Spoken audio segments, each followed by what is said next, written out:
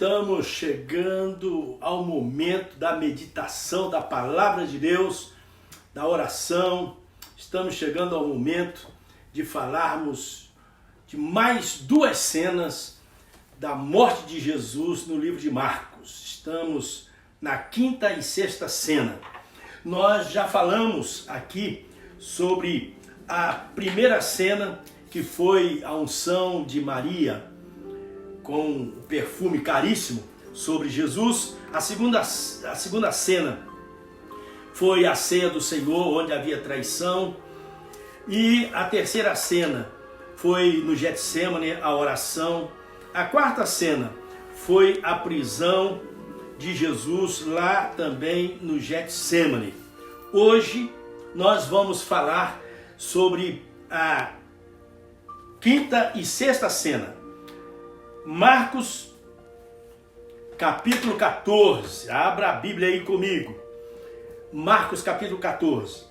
Daqui a pouco nós estaremos também, no final, estaremos orando em favor do pessoal. Eu tenho a minha lista de oração, que é uma lista mensal, e eu estou agora mais focado, mais preocupado e orando mais em favor daqueles que estão infectados com o Covid-19. Então eu estou orando, estou abençoando o pessoal. E há muitos amigos, parentes, que me mandam mensagem dizendo de parentes e amigos deles que estão também infectados.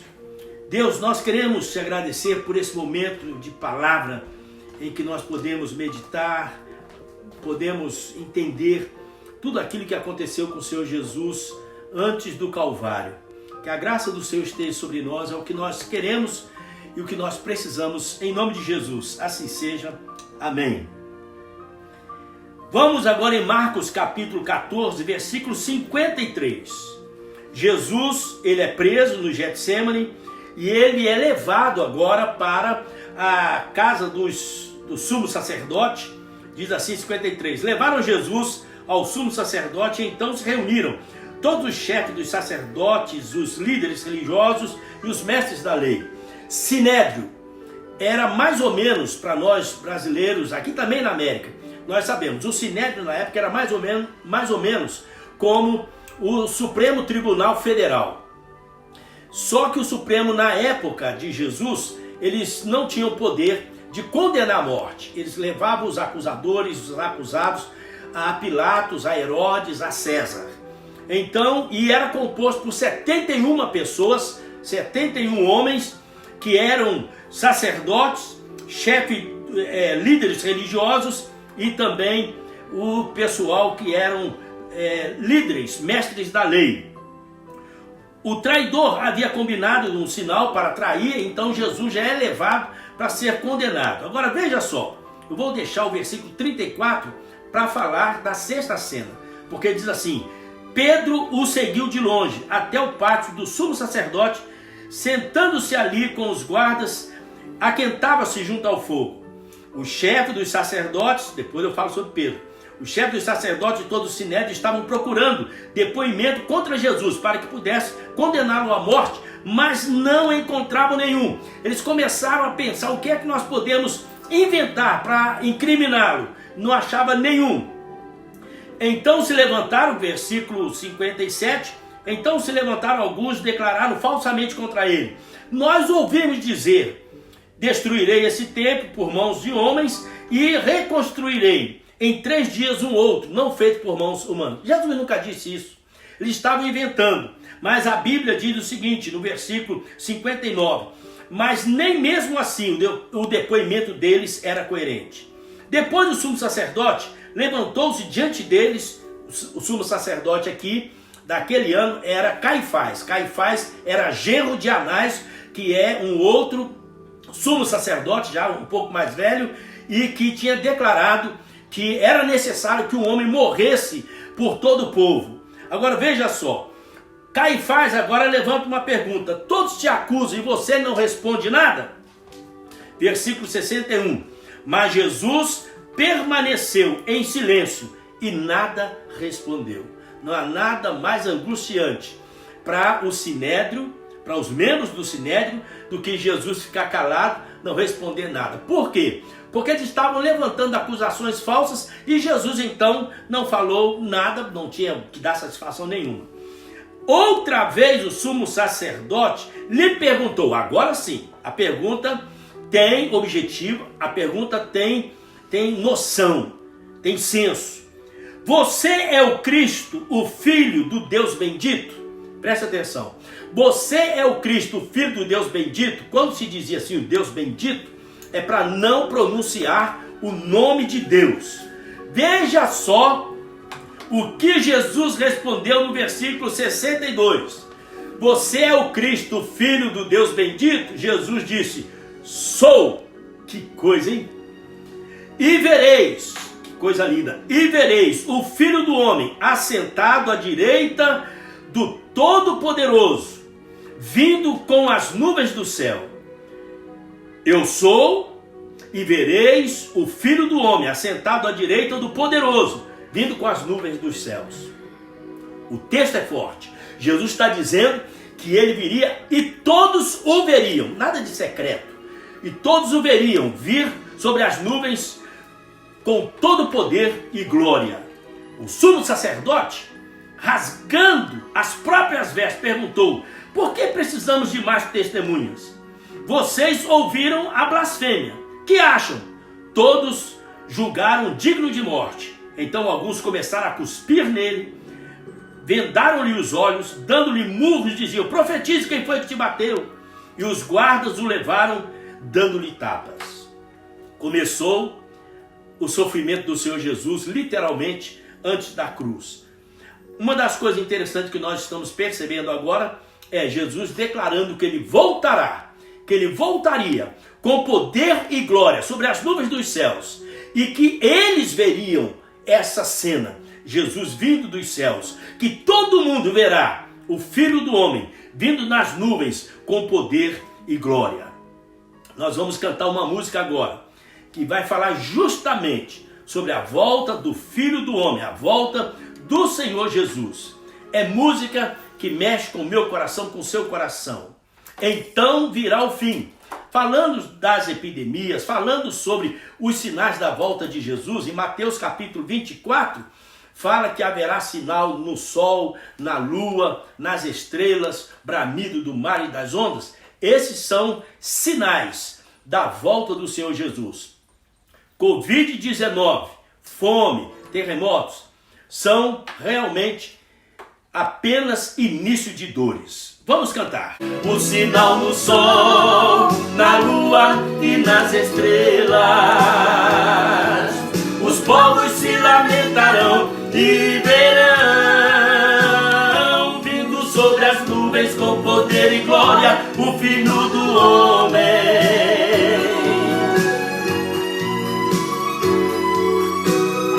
E não passará esta geração sem que tudo aconteça. Certamente ouvireis falar de rumores de guerras,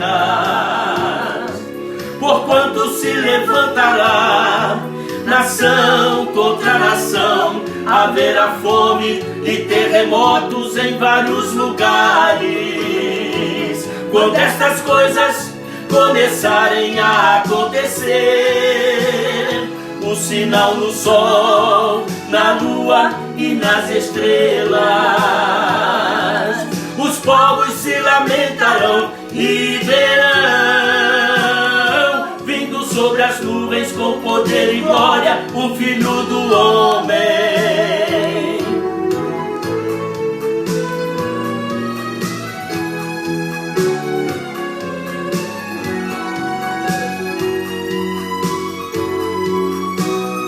Quando este evangelho for pregado a todo mundo, então virá o fim e tudo há de se cumprir. Por isso estai sempre alerta e vigiai, porque não sabeis o dia e nem a hora que vem o Senhor. Quando estas coisas começarem a acontecer, o sinal no sol, na lua e nas estrelas. Os povos se lamentarão e verão, vindo sobre as nuvens com poder e glória, o Filho do Homem. Os mortos se levantarão e verão, vindo sobre as nuvens com poder e glória, o Filho do Homem.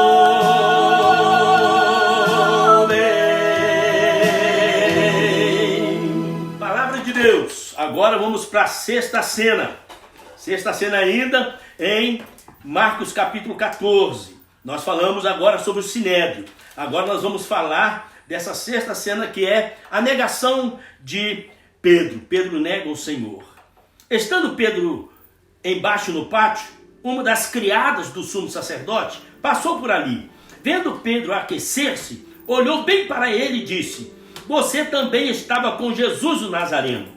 Contudo, ele o negou, dizendo: não o conheço, nem sei do que você está falando. E saiu para o alpendre. Começou agora a tribulação na vida de Pedro. Eu vou ler e depois eu quero fazer algumas anotações, algumas perguntas aqui. Quando a criada viu lá, disse novamente aos que estavam por perto: esse aí é um deles. De novo, Pedro negou.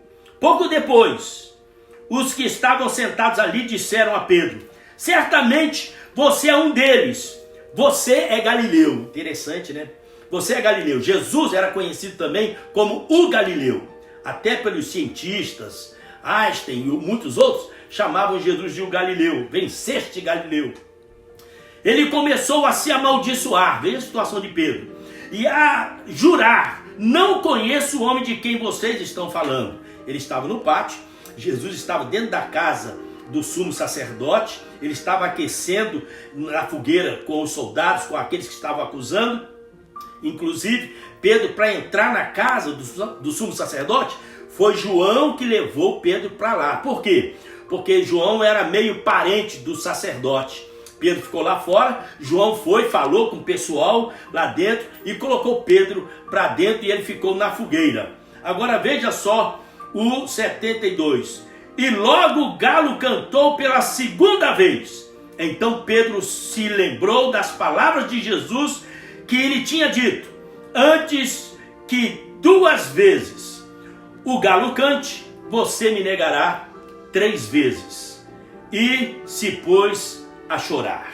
Vamos falar um pouco sobre Pedro? Ninguém se apostata da fé, ninguém cai da fé, ninguém abandona a fé se não tiver uma vida já caindo. Não é de repente, não é do dia para a noite. A pessoa vai deixando aos poucos, até que uma hora a pessoa já está fora do reino de Deus, fora da salvação em Cristo. Por que eu estou dizendo isso? Porque eu preguei uma certa vez sobre os erros de um discípulo. Lá em Lucas 22, se você olhar Lucas 22, um pouco na frente, você vai encontrar o seguinte: no versículo 24, os discípulos estavam discutindo: quem é o maior? Quem vai ser o maior? Essa discussão, quem vai ser o maior? Pedro também estava entre eles. Orgulho. Eu quero ser o maior, eu quero ser o tal. Versículo 33, outro erro. Pedro confiou em si mesmo. O Senhor disse: eu vou morrer. Ele diz: de jeito nenhum. Eu vou dar espadada aqui e o Senhor não vai morrer de jeito nenhum. Aqui está escrito: Pedro confiando em si mesmo. Nós não podemos colocar nossa confiança em nós mesmos. Versículo 38, mais um erro. Jesus disse: eu disse para vocês não levar espada, agora eu quero que vocês peguem. Jesus estava apenas provocando os discípulos, porque a hora estava chegando. Pedro tinha 2 espadas escondidas e levantou e disse: Senhor, há 2 espadas aqui. E o Senhor Jesus disse: basta. Ele está agora usando a força humana para vencer as hostes espirituais. Erro de discípulo. Versículo 45. Lá no Getsêmani, em vez de orar com Jesus, em vez de vigiar, Pedro estava dormindo. Muitos estão dormindo espiritualmente em vez de estar acordado e orando. Outro erro. Pedro cortou a orelha de Malco, o servo do sumo sacerdote. Impulsivo. A Bíblia diz que nós não podemos ser impulsivos, agir no nosso temperamento, na nossa força. Pedro fez isso. Versículo 54, como eu li ali com vocês. Pedro seguia Jesus de longe. Jesus ia na frente, os algozes, os soldados estavam prendendo Jesus, levando para o sumo sacerdote, e Jesus seguia de longe. Seguia Jesus de longe. É afastar da Bíblia, é afastar da igreja, é afastar de tudo aquilo que indica o caminho, que mostra e que nos leva a Jesus. Isso é seguir Jesus de longe. Versículo 55. Ele entrou e sentou junto com os ímpios, com os pecadores. Salmo 1 diz: bem-aventurado o homem que não anda segundo o conselho dos ímpios, nem se detém no caminho dos pecadores, e nem se assenta na roda dos escarnecedores. Antes tem o seu prazer na lei do Senhor. Bem-aventurado aquele que não se assenta na roda de escarnecedores. E Pedro sentou na roda de escarnecedores. É brabo, hein? E agora, por último, versículo 66 a 71, que nós acabamos de ler. Pedro nega o Senhor Jesus por 3 vezes. Quando ele nega Jesus por 3 vezes, aí o galo canta. E o galo canta a segunda vez. Quando ele ouve o galo cantar pela segunda vez, ele lembra: Jesus disse que eu o negaria. E ele havia negado. A Bíblia diz que ele saiu, chorou amargamente, arrependido. Deus restaurou lá na frente, depois da ressurreição do Senhor Jesus. Jesus chama Pedro em particular e diz assim para Pedro: Pedro, você me ama? E ele diz: eu amo, Senhor. Jesus pergunta a segunda vez: Pedro, você me ama? E ele diz: eu te amo, Senhor. E Jesus perguntou pela terceira vez: Pedro, você me ama? E ele declarou: eu amo. Tu sabes todas as coisas. Tu conheces que eu sou Pedro. Tu sabes que eu sou fraco. Tu sabes que eu acabei de te negar. Mas eu te amo. Meu querido, o que é que nós aprendemos com Pedro? Nós falhamos também. Somos pecadores. Quantas vezes nós pecamos? Quantas vezes nós erramos? Contra nós mesmos, contra o nosso Deus, contra o nosso próximo, nós erramos. Mas você ama o Senhor? É a pergunta que eu faço. Você ama o Senhor? Você ama esse Jesus com toda a força, como Pedro? Eu amo o Senhor, eu amo o Senhor. Ele negou 3 vezes. Jesus pergunta 3 vezes: você me ama? Você me ama? Você me ama? Ele disse: tu sabes todas as coisas, tu sabes que eu te amo. E Jesus disse: vai e apacenta as minhas ovelhas, os meus cordeiros. Pedro foi transformado através da vinda do Espírito Santo e se tornou um baluarte no reino de Deus. Se tornou o líder da igreja na época. Nós vamos cantar uma música que diz: amas-me mais. Música do maestro que eu conheci, chamado Francisco Alves, e letra do meu irmão pastor Walter Azevedo.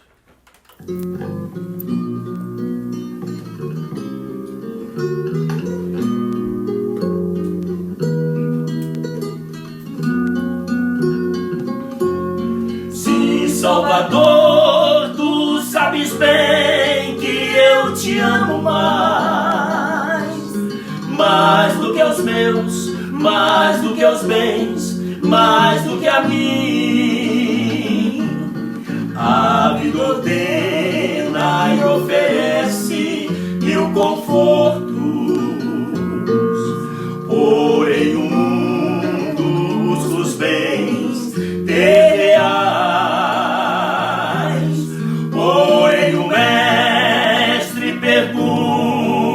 Ainda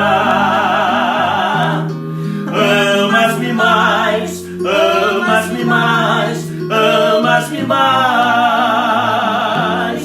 amas-me mais, mais que o bem e a fama, mais que o mundo, enfim. Sim, Salvador, tu sabes bem que eu te amo mais do que os meus, mais do que os bens, mais do que a mim.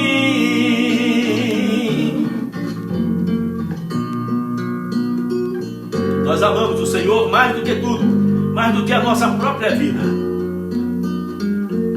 mais. Você ama o Senhor? Ele está perguntando. Você me ama?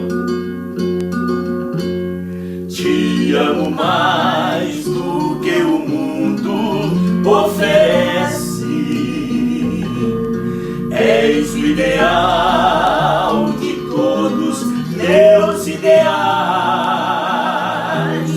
Te amo mais do que a minha própria vida. Amo-te mais, amo-te mais, amo-te mais. Amas-me mais, mais que o bem e a fama, mais que o mundo, enfim. Sim, Salvador, tu sabes bem que eu te amo mais do que os meus, mais do que os bens, mais do que a mim. Sim, Salvador, tu sabes bem que eu te amo mais do que os meus, mais do que os bens, mais do que a mim.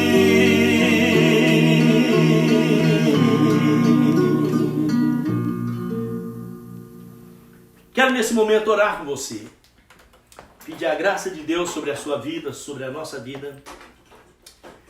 Vários amigos nossos estão infectados com Covid-19 na nossa igreja e nós temos orado. Temos sabido boas notícias também, como eu preguei sobre a tempestade, enfrentando a tempestade, eu preguei que no meio da tempestade sempre há uma boa notícia. Então alguém já me ligou dizendo: pastor, o médico já liberou, eu estou liberado, estou curado, ou estou curada. Outros estão sofrendo ainda, mas possivelmente também vão ser curados. Nós estamos orando em favor dessas pessoas assim. A Bíblia diz: tudo que vocês pedirdes agora em meu nome eu farei. Tudo que você pedir em meu nome eu farei. Vamos orar? É momento de oração. Eu já disse que eu tenho a minha lista de oração, mas eu estou focando mais sobre o Covid-19. Vamos orar. Deus, nós sabemos que o Senhor conhece todas as pessoas, amigos, parentes, da igreja, fora da igreja, que estão infectados com essa pandemia, com essa doença que veio para atormentar o mundo todo, parar o mundo todo. E nós estamos pedindo, porque ainda que os médicos estejam fazendo muita coisa, quase que perfeita, que estão dando conta de curar muita gente. Mas se o Senhor, diz a palavra, se o Senhor não guardar a cidade, em vão vigia a sentinela. Então nós sabemos, se o Senhor não agir, nós não podemos nada. A tua palavra diz também que o Senhor declara: se eu não edificar a casa, em vão trabalham aqueles que a edificam. Então o nosso esforço é grande, os médicos, os profissionais de saúde, mas o Senhor precisa entrar para curar, colocar a tua mão, por favor, e por tua graça, misericórdia, nós pedimos ao Senhor. Por tua graça e misericórdia, nós pedimos cura, repreende o mal. Estende a tua mão, Senhor, tua mão que sara. Essa sanidade só pode vir com a tua mão que cura e sara. Em nome de Jesus. Abençoamos a tua igreja que está acompanhando comigo 12 cenas da morte de Jesus em Marcos. Falamos até hoje sobre a 6ª cena. Temos ainda mais 6. Pedimos a tua graça sobre a vida de cada um que ama a tua palavra, que está acompanhando conosco essa série de sermões. Que assim seja. Oramos pela fé, no nome poderoso do nosso querido Jesus, assim seja. Amém. Um abraço, gente. Pessoal daqui de Bethlehem, na Pensilvânia, pessoal de Fairview, em New Jersey, pessoal do Brasil, Deus abençoe vocês de uma maneira muito especial. Que Deus nos abençoe abundantemente.